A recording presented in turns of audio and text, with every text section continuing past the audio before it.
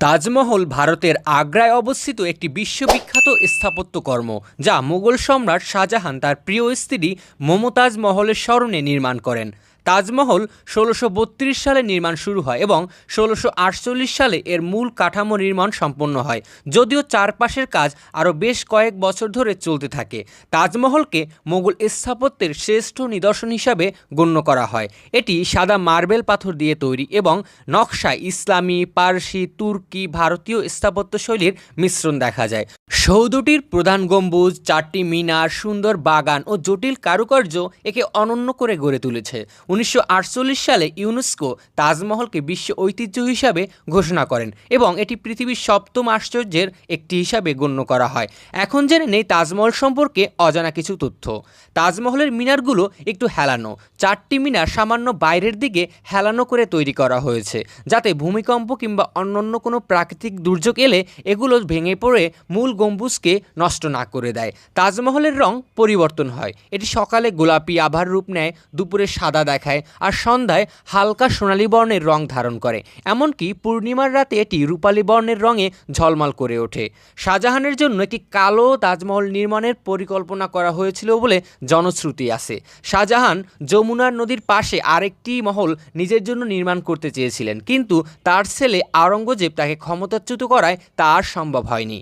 তাজমহলের শীর্ষের ক্যালিগ্রাফিতে একটি বিশেষ বার্তা বহন করে, যা মূল প্রবেশদ্বারে আরবি ভাষায় একটি লেখা খোদাই করা আছে, যাতে লেখা আছে, হে আত্মা, প্রশান্তিতে থাকো, আল্লাহর সঙ্গে চিরস্থায়ী বিশ্রাম নাও। তাজমহলের স্তম্ভগুলো অপটিক্যাল ইলুশন দিয়ে তৈরি করা হয়েছে। সামনের প্রবেশ পথগুলো দিকে দেখলে তাজমহলকে কাছের দিকে মনে হয়। যখন সামনের দিকে এগিয়ে যাওয়া হয় তখন এটি ধীরে ধীরে দূরে সরতে থাকে। তাজমহল তৈরি করতে ২০,০০০ কর্মী লেগেছিল। এটি নির্মাণ করতে পারস্য, তুর্কি, ভারতের বিভিন্ন অঞ্চলের শিল্পীরা কাজ করেছেন।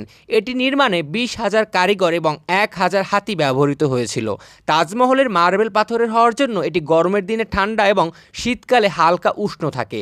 তাজমহলের শীর্ষের চূড়াটি সোনার ছিল প্রথম দিকে। তাজমহলের গম্বুজের চূড়াটি বিশুদ্ধ সোনার ছিল, কিন্তু পরে তা চুরি হয়ে যায়। এরপরে ব্রোঞ্জ দিয়ে তা প্রতিস্থাপিত করা হয়। শাহজাহানের শেষ দিনগুলো খুব সুখের ছিল না। তিনি তার জীবনের শেষ ২০ বছর আগ্রার দুর্গে পুত্র আওরঙ্গজেব কর্তৃক গৃহবন্দী হিসাবে কাটান।